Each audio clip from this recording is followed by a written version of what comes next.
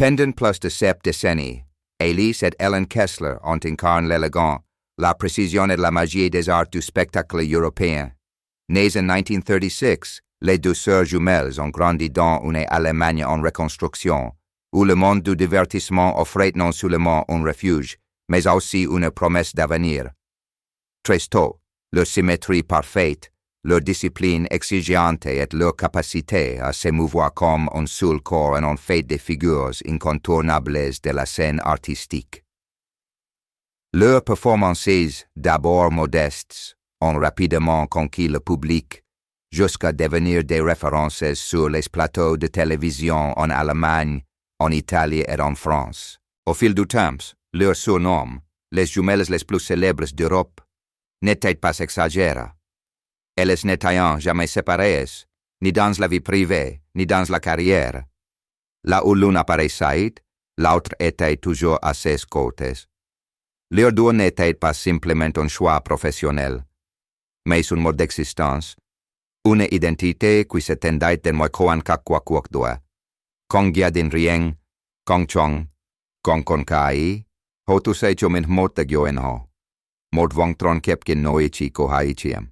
Pourtant, derrière les projecteurs, la VLS s'approche discrètement, les caméras s'énervent, les invitations se font rares, et le corps, jadis souple, commence à se rebeller. Ce qui les effraie, ce n'est pas la mort, mais la perspective de perdre leur autonomie, une crainte qu'elles ont confiée dans de nombreux entretiens. La dépendance serait pire que tout, avait confié l'une d'elles à une proche. Lorsque la nouvelle année de décembre 2023 fut annoncée, l'Europe entière fut sous le choc. Non pas parce qu'ils partaillent, ils étaient 87, mais parce qu'ils avaient choisi de partir le même jour, à la même heure, avec la même décision. Ne plus vivre davantage. Ils n'ont pas caché leurs motivations. Ils ne voulaient pas être un fardeau, ne voulaient pas endurer des mois d'épuisement, et surtout, ils refusaient l'idée de vivre en l'absence de l'autre. Ces reportages cherchaient à retracer avec la plus grande précision ces derniers jours les préparatifs secrets, le toll général, le récit du droit à mourir dans la dignité et la manière dont leurs décisions reflètent une douloureuse réalité de la vieillesse des artistes. L'article n'a pas pour but de glorifier ni de juger, mais seulement de faire la lumière sur la vérité, telle qu'ils l'ont vécue avec franchise et sans détour. Ce voyage commence là où tout commence. Le génie de deux jumeaux qui ont écrit le chapitre le plus brillant de l'histoire du divertissement européen. Et à partir de là, l'histoire entame son premier chapitre, où la lumière et l'ombre s'entremêlant tout au long de leur existence. Pour comprendre la portée du choix Pourquoi Alice Ellen Kessler, quand quaitro laihan trindaivaruk rodalamnen huyen ho, les sœurs Kessler n'étaient pas seulement deux artistes reconnus. Elles étaient un symbole de l'après-guerre, une preuve vivante que l'art pouvait encore unir un continent profondément, marqué par les fractures politiques et culturelles. Nés en 1936 dans une famille en Allemagne, ils grandissant dans un contexte de division nationale et de troubles sociaux. Pourtant, dès l'enfance, leur famille a reconnu quelque chose de rare. Une synchronisation parfaite dans chaque mouvement. Une capacité musicale naturelle et surtout, un lien absolu qui ne laisse jamais séparer. Leur racontait mère dans une interview ancienne que, lorsqu'elles dansaient, on avait l'impression de voir un seul être se refléter dans de deux miroirs. Adolescents, ils furent, admis au Staatstheater Dresden, une opportunité qui leur ouvrit de nouvelles perspectives. La rigueur du milieu artistique professionnel les forma à une discipline de fer. Ils travaillaient des heures durant devant des miroirs, ajustant chaque position de leurs pieds, chaque mouvement, chaque respiration, afin que, lorsqu'ils entraient en scène, le public ne voit plus deux personnes, mais un double parfait. Leur carrière internationale a véritablement pris son envol lorsqu'elles se sont installées en Italie dans les années 1950. L'émission télévisée Studio Uno a fait d'elles un véritable phénomène à travers l'Europe. Leurs sourires radieux, leurs jambes interminables et leur élégance naturelle ont conquis des millions de téléspectateurs. Les journalistes de l'époque les décrivaient comme le glamour en double, la précision mécanique et même un miracle de symétrie. Outre la danse, ils chantaient, jouaient la comédie et participaient à d'innombrables spectacles. En Allemagne, ils étaient des visages familiers de la télévision publique. En France, ils se produisaient lors de grandes galas, considérés par le public comme faisant partie de l'âge d'or du musical français.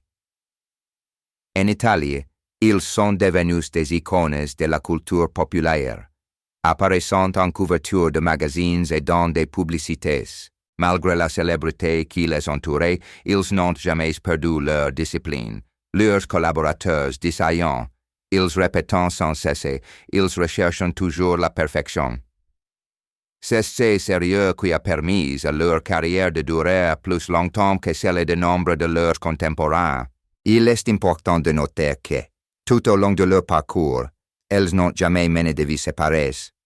Ni mari, ni enfant, ni famille parallèle. Juste l'une l'autre. Alice et Ellen évitant d'abord de raconter leur vie amoureuse dans les interviews, mais des amis proches confirmant qu'elles ont eu des relations passagères, sans jamais s'engager. Nous n'avons jamais été ensemble, a déclaré Alice. En réalité, leur lien les unissait. Deux carrières, une seule existence. Quand l'on avait des problèmes de santé, l'autre cessait de travailler. Quand l'on voulait se retirer de la scène, l'autre faisait de même. Cette complicité a forgé des légendes, mais a aussi jeté les bases de choix choquants par la suite. Dans les années 60, 70 et 80, bien qu'ils ne se produisent plus régulièrement sur scène, ils continuaient d'apparaître fréquemment à la télévision. Le public les adorait pour leur élégance. Restés intacts au fil des ans, ils vivaient simplement dans leur appartement de Grunwald, tous les deux sans aide régulière, sans l'équipe de soutien débordante de leurs années de gloire. En vieillissant, ils deviendront plus discrets, mais resteront profondément attachés l'un à l'autre. Les experts les surnommaient les derniers jumeaux de l'âge d'or de la télévision, et le public les considérait comme des monuments vivants. Mais derrière cette image idéalisée se cachait une réalité méconnue. Ils n'avaient jamais été préparés à la vie séparée. Ce qui engendre une fragilité psychologique à l'approche de la vieillesse, leur ascension artistique vers les sommets, leur engagement de toute une vie et la façon dont ils ont bâti un univers rien que pour eux deux rendant leur décision finale. Aussi controversée soit-elle, d'une logique terrifiante, pour saisir pleinement cette histoire, il nous faut explorer les ténèbres de la vieillesse, où des stars légendaires se confrontant aux limites de leur corps et à leurs plus grandes peurs. Lorsqu'Alice et Ellen Kessler franchiront le seuil de leurs 80 ans, les premiers signes de fragilité commenceront à apparaître discrètement mais clairement. Toutes deux, habituées à des corps souples, à des pas précis à la fraction de seconde, devront désormais faire face à la réalité de l'âge qui s'insinuait dans chacun de leurs mouvements. Ce déclin ne fut pas soudain, mais persistant, silencieux, mais indéniable. D'après les notes de leurs soignants et de leurs proches, Alice fut la première à décliner. Elle souffrait fréquemment de faiblesse dans les jambes, d'une perte de poids inexpliquée et de crises de fatigue. Ellen, bien que toujours plus forte, commença à présenter des symptômes similaires quelques années plus tard.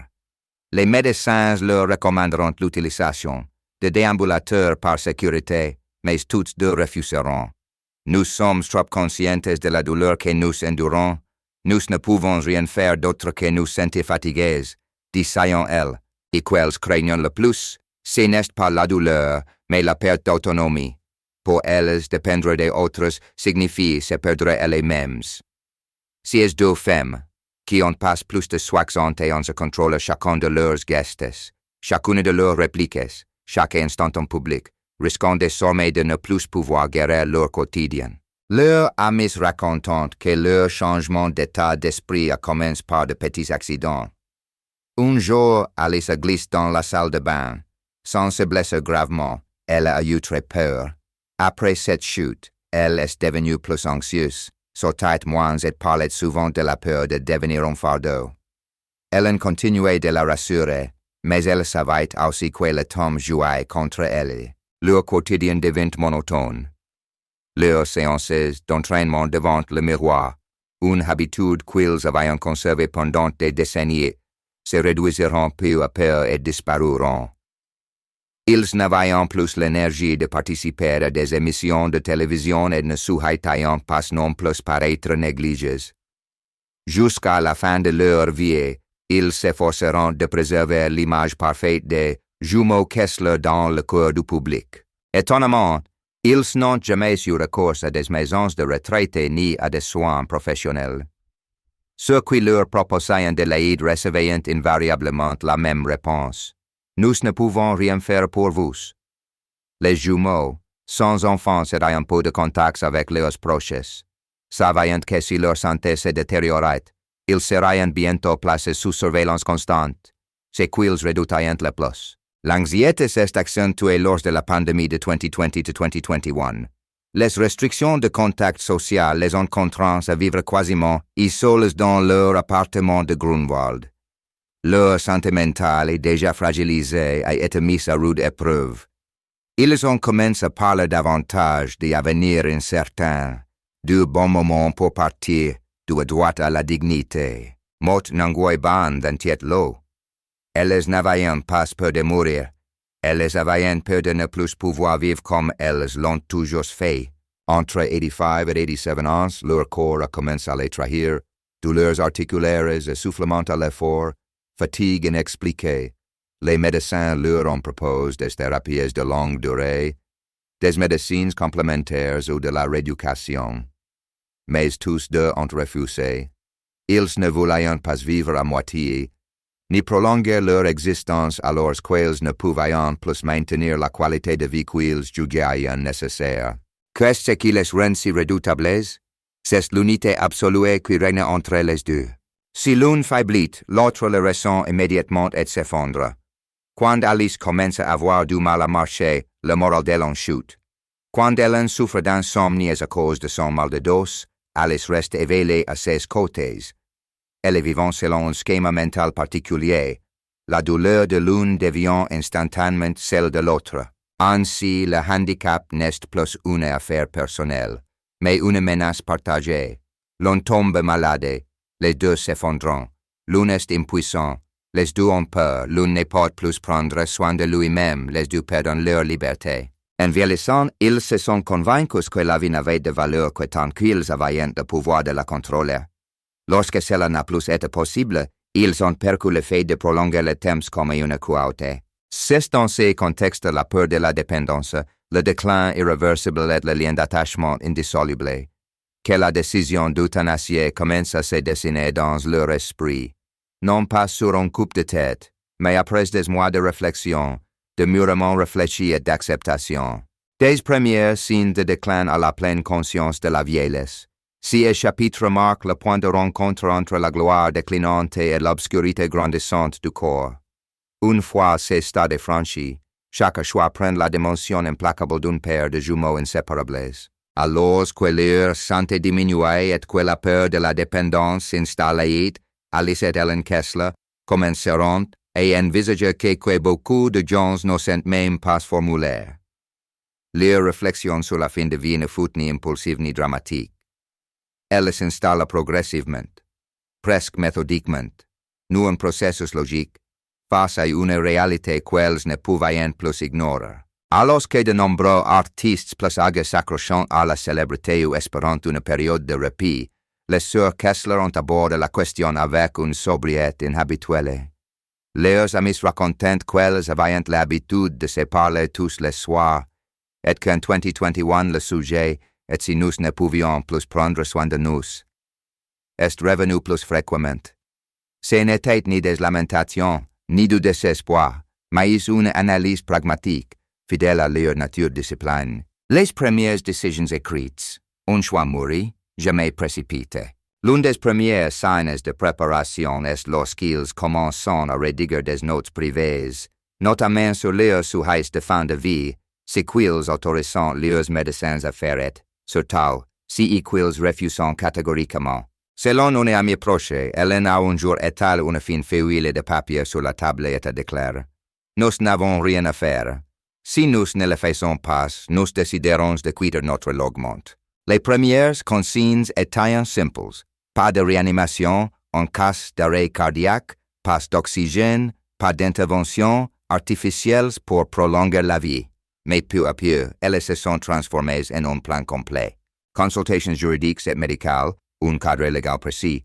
Plusieurs sources ont confirmé que le couple avait consulté un avocat spécialiste dans les droits des patients et un médecin consultant en soins palliatifs.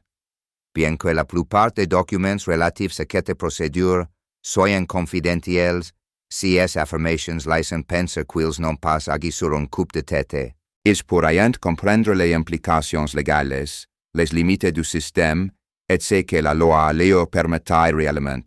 Ils étudient la procédure de refus d'un traitement prolongé, le droit de refuser une hospitalisation obligatoire et les possibilités juridiques d'aide à mourir dans le contexte médical de l'époque.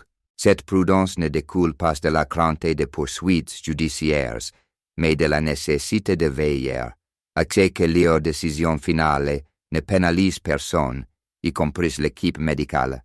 C'est la méthode Kessler. Tout doit être précis, sans erreur, sans la moindre lacune. Lettres privées, des aveux, des adieux, et une lucidité troublante. Durant les préparatifs, ils ont commencé à écrire des lettres à quelques personnes de leur entourage, des personnes qui étaient restées présentes dans leur vie même après que les projecteurs se soient éteints. Le contenu des lettres n'était pas aussi tragique qu'on aurait pu le penser, mais au contraire, très doux. L'une des lettres qui a été révélée plus tard disait: Nous ne savons pas exactement ce que nous ressentons. Je le regrette, je suis tellement désolé, je suis tellement triste. Ces mots symbolisaient une attitude étrangement sereine. Il ne s'agissait pas d'adieux précipités, mais plutôt de la conclusion d'un chapitre long et riche de la vie. Ce qui glaçait le plus pour beaucoup, c'est l'harmonie de leur écriture.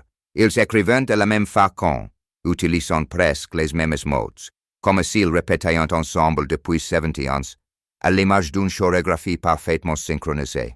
Une volonté de partir ensemble, un pacte ciel depuis longtemps. Dans les documents et les échanges, ce qui est toujours mentionné, c'est le désir de ne pas être séparés même dans la mort. Nous sommes venus au monde ensemble, nous partirons de la même manière. Ils ne voyaient pas cela comme romantique au extrême. Pour eux qu'est ainsi, leur vie est faite ainsi, ils n'ont jamais existé seuls. L'idée que l'on vive tandis que l'autre est mort est donc impensable. Beaucoup trouvent cette dépendance psychologique étrange, mais leurs proches insistent sur le fait qu'il s'agit simplement de leur mode de vie. Ils n'ont ni famille, ni enfants, ni vie personnelle séparée. Chaque joie, chaque peine, chaque décision est partagée. Organisation matérielle, rien n'a été laissé au hasard. Durant les derniers mois, ils ont trié les relevés bancaires, les contrats de droit d'auteur, les dossiers médicaux, les informations financières et même les objets personnels présents dans l'appartement. Ils ont fait le tri dans leurs affaires, se débarrassant des objets inutiles et conservant ceux qui avaient une valeur sentimentale. Leur appartement, témoin de toute leur vie commune, devint peu à peu aussi minimaliste que quiconque y entrait pouvait voir. Ils se préparaient à une fin. Morten goi quen qui va tham de noi. On sentait que tout avait été mis en ordre, comme un éloge de théâtre après la dernière représentation. La dimension silencieuse, aucune annonce publique, aucune dramatisation. Bien que connus dans toute l'Europe, ils n'ont jamais rendu leurs projets publics ni ne les ont partagés avec les médias. Ils ne recherchaient ni l'attention, ni la polémique. Ils aspiraient à une fin paisible, libre et discrète. Cela reflète leur style de vie. Discrètes dans la sphère privée, professionnels au travail, respectueux du public mais sans pour autant s'appuyer sur l'appétit. Un choix rationnel presque chorégraphie. Avec le recul, on se rend compte que cette décision n'était pas un choc soudain, mais la suite cohérente d'une vie organisée comme une danse, ordonnée, disciplinée, structurée et surtout, empreinte d'une parfaite camaraderie. Leur préparation silencieuse fut le prélude à un acte final qu'elles considérant comme l'expression ultime de leur liberté. Le soir où Alice et Ellen Kessler décideront de présenter le numéro qu'elles avaient préparé pour leur dernière représentation, l'atmosphère de leur appartement à Grunewald se transforma en un drame. À l'inverse, selon le gardien venu régulièrement leur prêter main forte. Ces jours-là régnait une paix inhabituelle, comme un matin où deux artistes chevronnés se préparant pour leur ultime spectacle. Un calme serein, empreinte de plénitude. Un réveil sans agitation, empreinte d'une sérénité troublante. Les deux sœurs s'élèveront plus tôt que d'habitude. Elles se prépareront d'ouder une habitude qu'elles avaient conservée depuis des décennies. Personne ne parla de ce qui allait se produire, non pas pour l'éviter, mais parce que tout était si évident qu'il était inutile de le répéter, que la marque particulièrement la soignante. Elles n'étaient pas disponibles pour réfléchir à l'invitation des personnes qui allaient se présenter. Elles étaient déjà présentes, telles qu'elles l'étaient à ce moment précis. Il n'y eut ni panique, ni larmes, ni longues silences. Juste le silence, le genre de silence qui accompagne une décision mûrement réfléchie. Les tenues identiques, un symbole fidèle à leur vie entière. Alice et Ellen décideront de porter exactement les mêmes tenues, pastel élégantes, simples mais formelles. Ce n'était pas seulement une habitude héritée de leur année sur scène, mais aussi l'affirmation que leur dernier jour serait aussi parfaitement synchronisé que les milliers de représentations précédentes. Un ami proche a raconté que, tout au long de leur carrière, ils n'étaient jamais apparus en public en état de désaccord. Le duo n'a jamais existé en état de désaccord. Le moment qu'ils passaient ensemble n'était jamais le même.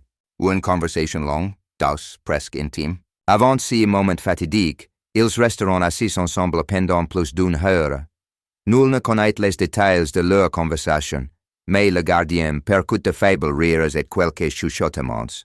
Certains disent qu'ils parleront de leur jeunesse, de leur tournée, des fois où ils se tenaient la main en coulisses, attendant leur tour. Ceux qui ont travaillé avec eu estiment que la conversation tournait certainement autour d'un thème familier, la camaraderie absolue. Elles ont certainement parlé comme elles l'ont fait toujours, sans pathos, sans peur, juste avec cette complicité silencieuse qui les unissait. L'acte médical. Une procédure encadrée, calme et conforme aux volontés écrites. L'euthanasie proprement dite se déroule dans un cadre médico-légal et sous la supervision d'experts. Toutes les procédures sont vérifiées une dernière fois. Documents de confirmation, autorisation médicale, consentement éclair. Ce qui était remarquable, c'était l'étrange calme des deux artistes. D'ordinaire, selon les médecins, même si le patient est mentalement préparé, les derniers instants peuvent encore provoquer de l'angoisse, mais pas Alice et Ellen. Le médecin chargé de superviser la procédure a confié plus tard. Je n'avais jamais vu une telle sérénité. Elles se tenaient la main. Elles souriaient faiblement. Il n'y avait aucune résistance, aucune hésitation. La dernière chorégraphie, partir l'une après l'autre, mais ensemble. Alors que la drogue commençait à faire effet, Ellen prit la main d'Alice. Ses mains tremblaient légèrement, mais elle ne la lâcha pas. La façon dont elles enjoignent leurs mains a été décrite par un témoin oculaire, comme si elles s'apprêtaient à entrer en scène. Alice fut la première à s'endormir en quelques minutes. Sa respiration se calma peu à peu. Ellen regarda sa sœur, comme elle l'avait fait 1000 fois pendant son entraînement, et ferma les yeux. L'écart entre leurs deux parts n'était que de quelques minutes, mais mentalement, qu'était un acte simultané, un choix unanime fait à l'avance. Le silence après la fin, un appartement fixe dans un instant intemporel. Après leur décès, l'appartement était plongé dans un silence absolu. Plus de musique, plus de télévision allumée, l'aide soignante a confié qu'en quittant la pièce, elle avait eu l'impression que le lieu s'était vide de son souffle. La pièce où ils étaient allongés fut décrite, rideaux légèrement tiers, douce lumière du matin, deux corps sereins comme après une vie de représentation. Un départ sans drame médiatique, discrétion jusqu'au bout. Aucun préavis, aucune information dans les médias, aucun avis de décès n'a été diffusé les jours précédents. Les autorités locales n'ont été informées que conformément au protocole médical. Il n'y avait pas de procès à prévenir. Les amis n'ont été au courant qu'après la confirmation du décès. Nous n'avons son cette rang. Elles sont parties comme elles ont vécu, avec maîtrise, dignité et une pudeur indéfectible. Un geste final qui reflétait toute leur philosophie de vie. Avec le recul, les derniers jours d'Alice et d'Ellen Kessler apparaissent comme une performance soigneusement chorégraphiée, non pas pour le spectacle, mais pour une parfaite synchronisation. Leurs vies entières avaient été une pièce parallèle, et leur mort n'en fut que l'acte final. Leur décision de partir d'ensemble, calmement, sans bruit, a donné cette journée une dimension profondément symbolique, presque théâtrale, mais pas tragique, juste la fermeture de deux êtres qui ont compris les limites de la vieillesse et ont choisi de mettre fin eux-mêmes. Depuis le début de l'année, Alice et Ellen Kessler étaient sous les feux des projecteurs, et les médias ont immédiatement mis en avant l'impact de l'événement qui leur a permis de vivre ensemble. La communication officielle, brève et sans fioriture, a seulement confirmé que les deux artistes avaient quitté ces mondes dans la sérénité, conformément à leur volonté. Mais ce qui reste sous-entendu a choqué le public. Elles avaient choisi l'euthanasie, et elles avaient choisi de mourir ensemble. Un choc médiatique immédiat, entrée en compréhension et respect. Quelques heures seulement après l'annonce de la nouvelle, la presse allemande, italienne et française la relayait simultanément. Les titres exprimaient tour à tour la tristesse, la surprise et même la controverse. Les icônes de la télévision choisissant la mort dans la tombe, titrait un journal allemand. Ajoutez à la langue, liste Kessler le plongeon ultime d'une personne irrésistible. Écrivait la presse italienne. Une chaussure volontaire qui interroge notre rapport au vieillissement. Analysait un article français. Le public, habitué à leur image dynamique et énergique sur scène, devait désormais se rendre à l'évidence. Les femmes qui incarnaient autrefois les sourires, la lumière et la perfection partaient ensuite à une décision philosophique et controversée. L'admiration pour leur courage, elles ont choisi leur fin.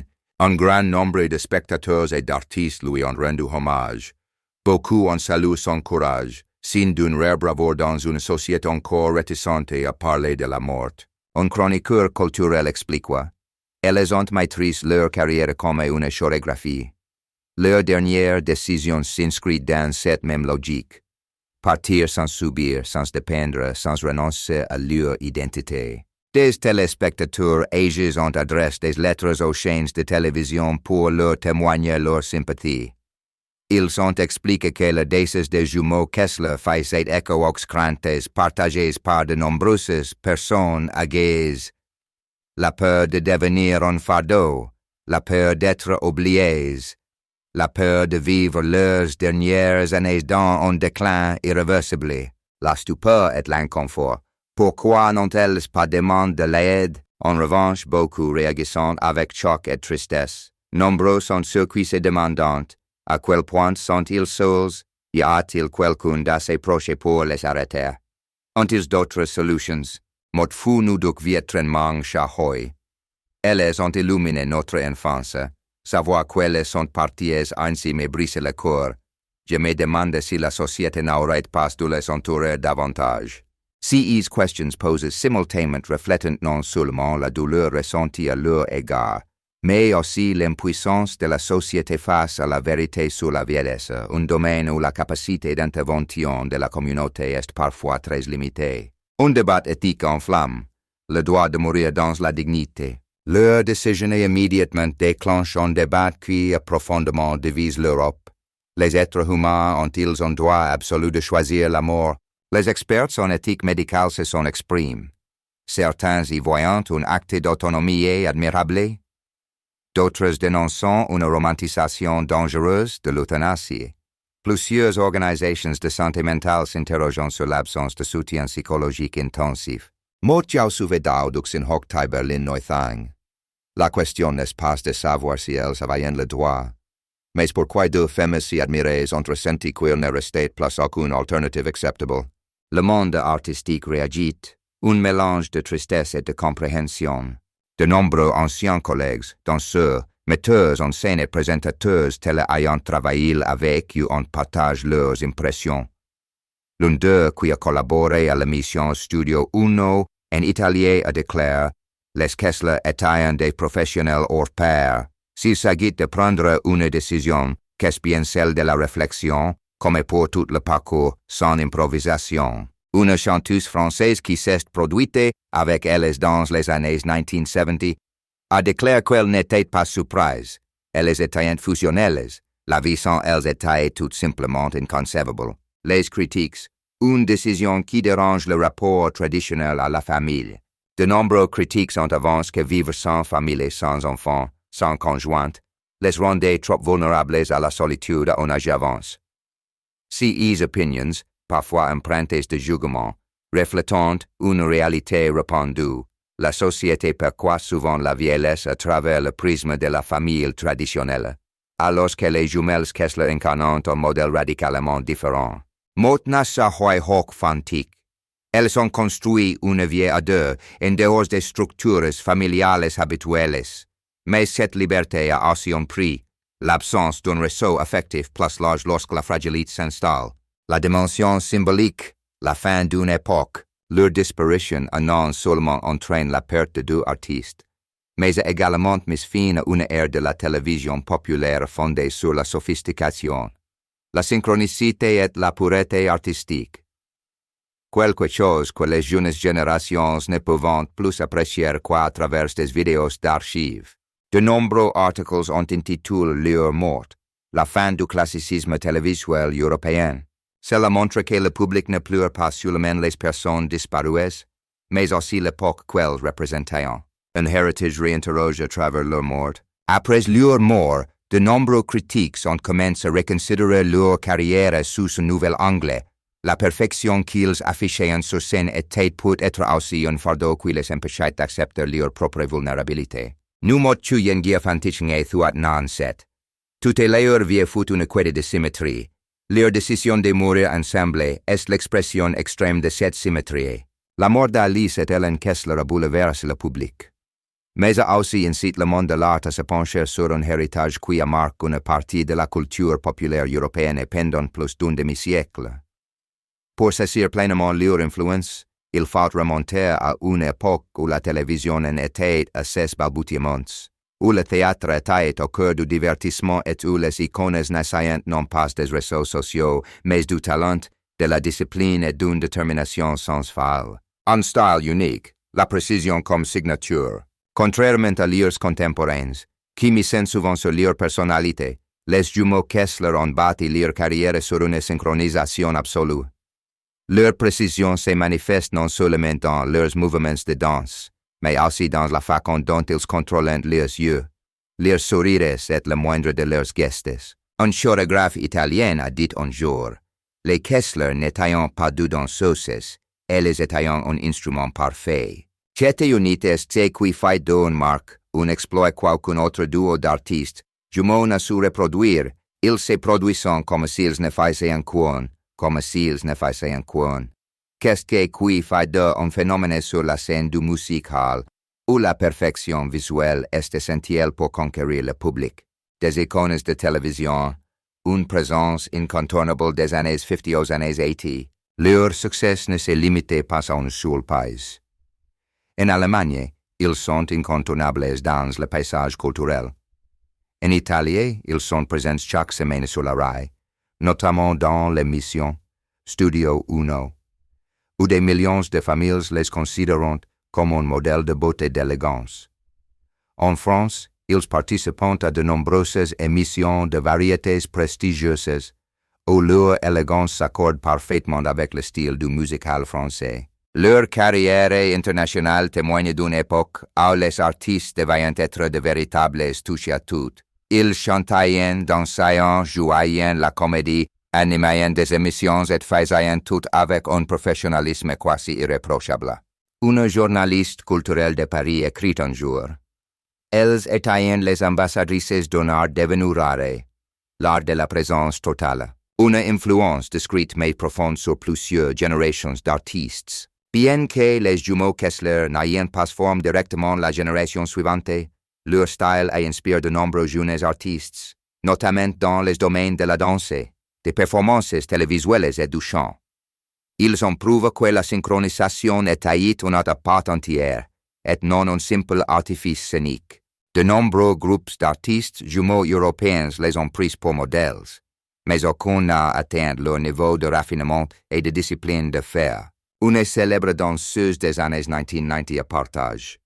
Les Kessler nous ont appris que la grâce n'est pas instinctive, elle est le fruit d'un travail quotidien. Un héritage audiovisuel riche et encore étudié aujourd'hui.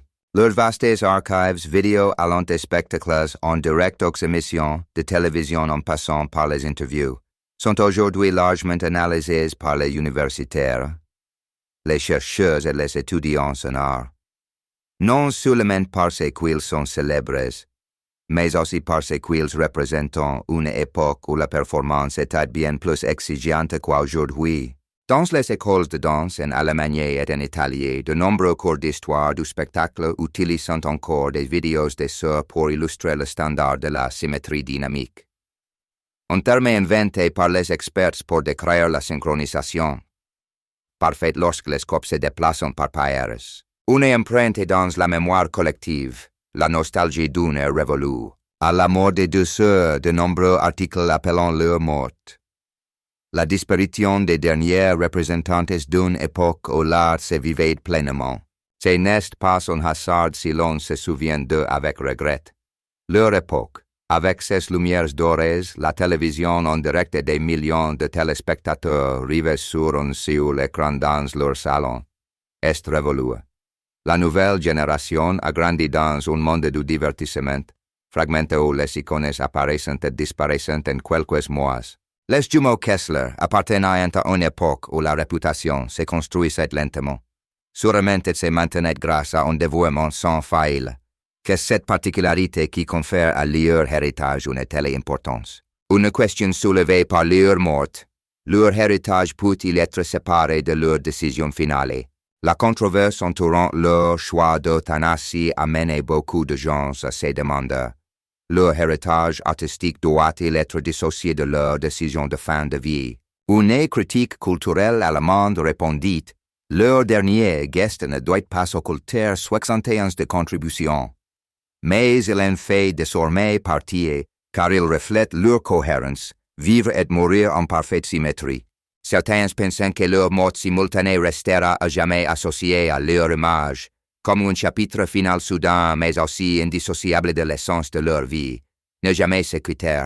Une postérité encore vivante grâce aux archives, aux fonds et aux médias. Les émissions télévisives commémoratives, les documentaires et les anciennes vidéos republiées sur les réseaux sociaux témoignent de la longévité des jumeaux Kessler. Bien qu'ils nous aient quittés, leurs fonds sont toujours présents, et même rajeunis par la capacité d'archivage du numérique. Beaucoup de jeunes les ont découverts pour la première fois à travers des vidéos en noir et blanc, et ont été captifs par leur sophistication intemporelle. Chose rare dans le monde du spectacle d'aujourd'hui. Un jeune internaute de Rome commentait « Je ne les connaissais pas, mais après avoir vu leurs vidéos, j'ai compris pourquoi elles étaient des légendes. Un héritage moral, la discipline, la constance et le respect du public.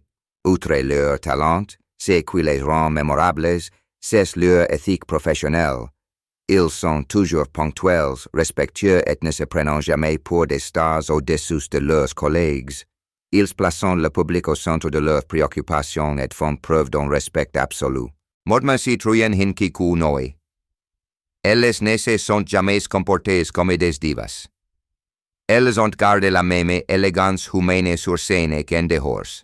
C'est ce qui fait que leur mort, bien que controversée, est encore perçue avec un profond respect, parce qu'ils ont pleinement vécu et ont choisi de partir consciemment, sans déranger personne, sans laisser derrière eux le chaos. La mort simultanée d'Alice et Ellen Kessler n'est pas seulement un fait tragique.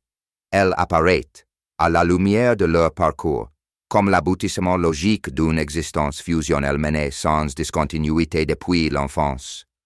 Pour comprendre la portée de leur geste, il faut analyser non seulement leurs relations profondes, mais aussi la manière dont elles ont toujours conquis la vieillesse et la liberté individuelle. Une relation qui défiait les normes traditionnelles de l'individualité. Pendant plus de 87 ans, Alice et Ellen n'ont jamais envisagé l'idée d'une seule et même personne. Elles n'étaient pas un duo d'artistes travaillant ensemble, mais deux personnes partageant simultanément une identité commune. Tout au long de leur carrière, elles ont signé des contrats conjoints, vécu sous le même toit, partagent les mêmes horaires de répétitions et de spectacles, et même adoptent le même régime alimentaire, le même maquillage et la même attitude en public. De nombreux psychologues appellent ces modèles synergie gélaire absolue, une forme rare d'attachement qui reste stable pendant des décennies. Une spécialiste des relations gemellaires analysa. Elles n'étaient pas dans une dépendance malade, mais dans une construction identitaire assumée.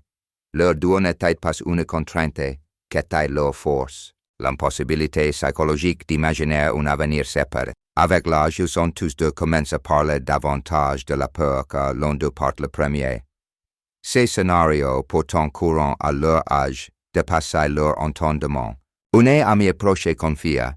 Elles n'avaient jamais vécu l'une sans l'autre. Perdre l'une des deux aurait brisé la structure même de la personnalité de la survivante. Ces dictons reflètent une vérité douloureuse. Pour eux, la mort d'une personne signifie l'effondrement total de l'autre.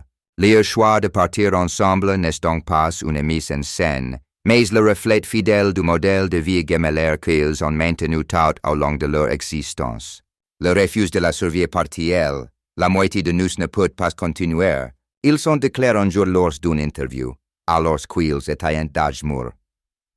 Nous n'avons rien de plus qu'un mauvais pressentiment. Ce n'était pas une remarque anodine de jeunesse, mais la philosophie fondatrice de la mort parallèle qui allait suivre. La perspective de la solitude, non pas au sens de l'absence des êtres chers, mais au sens de la perte de la moitié de leur âme, leur fait perdre tout intérêt à un avenir de vice. À leurs yeux, la vie n'est complète que lorsqu'ils sont ensemble. Mourir ensemble devient donc une façon de préserver leur intégrité ultime, un choix perçu différemment selon les générations. Leur mort suscite des générations de débats. Les personnes âgées comprennent que la vieillesse peut parfois engendrer une fatigue mentale qui pousse à vouloir maîtriser le cours des événements. Les personnes d'âge mûr y voient un symbole d'autonomie affirmée. Les jeunes, quant à eux, ont du mal à l'accepter, car ils vivent à une époque qui valorise l'indépendance individuelle. Une sociologue française notait: les jeunes générations ont du mal à comprendre un lien qui n'est pas fondé sur le couple ou la famille traditionnelle, mais sur la gemellité comme unique structure affective. Une symétrie finale qui prolonge leur identité artistique. L'aspect le plus controversé est la belle perfection de leur mort. De nombreux journalistes la décrivent comme leur dernière chorégraphie, un acte non moins artistique que leurs prestations sur scène. Leur de parts parallèles exprimant non seulement la peur de se perdre l'un l'autre, mais illustrant aussi la philosophie de vie qu'ils avaient maintenue pendant 70 ans. Chaque mouvement doit être harmonieux et non désynchronisé. Une fin qui interroge l'essence de la dignité et de la liberté. Si est qui fascine et dérange le public n'est pas seulement la simultanéité de leur mort, mais plutôt le courage de décider quand et comment leur vie se terminera. Mochuyen giadao duki koatai munik noiro. Leur acte pose une question fondamentale: la dignité est-elle un droit absolu ou une construction façonnée par la peur du déclin? Le problème ici n'est pas ce qu'ils choisissent, mais la logique qui sous-tend cette décision. Ils ne veulent pas vivre en dépendance. Ils ne veulent pas être un fardeau. Ils ne veulent pas exister en l'absence de l'autre personne. Une conclusion presque inévitable. En considérant l'ensemble de leur vie de la scène au contraste de la vie quotidienne à la philosophie de vie, on se rend compte que la décision finale n'est pas une rupture, mais une continuation. En critique d'art commenté, les Kessler ont vécu en miroir, elles ont choisi de mourir en miroir. Il ne s'agit pas d'extrémisme, il s'agit de la nature, une nature qui s'est maintenue sans interruption pendant plus de 87 ans. La portée symbolique, la fin d'un duo, la fin d'un monde, Leur mort a non seulement mis fin à une carrière, mais a également mis fin à une ère de discipline artistique, de dévouement absolu et de style de vie parallèle classique. Un animateur fait ainsi allusion au curriculum vitae. Les Kessler ne représentaient pas seulement un duo, mais une époque où l'harmonie et l'effort étaient au cœur du théâtre. Leur mort nous rappelle aussi une chose que la société moderne oublie. Toutes les vies ne suivent pas les schémas émotionnels traditionnels. Certaines personnes choisissant un chemin très personnel et le terminant d'une manière qui leur est propre. Pensez-vous que la décision d'Alice Ellen Kessler de quitter ce monde ensemble représente un acte ultime de liberté et de dignité, ou révèle-t-elle au contraire la solitude silencieuse que notre société moderne n'a pas su prévenir? Laissez un commentaire, partagez la vidéo et